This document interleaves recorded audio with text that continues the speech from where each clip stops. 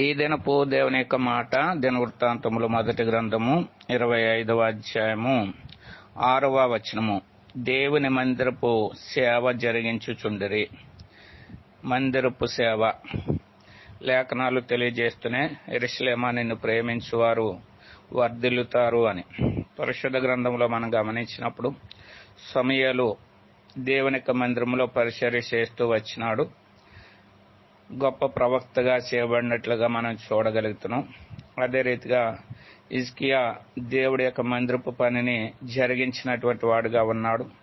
తన యొక్క మరణ దశలో దేవుడు తనను మరణం నుంచి విడుదల పొందించి ఆశీర్వాదాలు ఇచ్చినట్లుగా మనం చూడగలుగుతున్నాం. ఈ రీతిగా దేవుని యొక్క మందిరంలో పని చేసుడు ద్వారా మనము మేలును క్షేమాన్ని పొందేటటువంటి వారంగా ఉంటాం. కాబట్టి మనము కూడా దేవుని యొక్క మందిరపు పని విషయమై శ్రద్ధ కలిగి దేవుని యొక్క సంపూర్ణమైన మేలు ఆశీర్వాదం పొందుదుముగాక.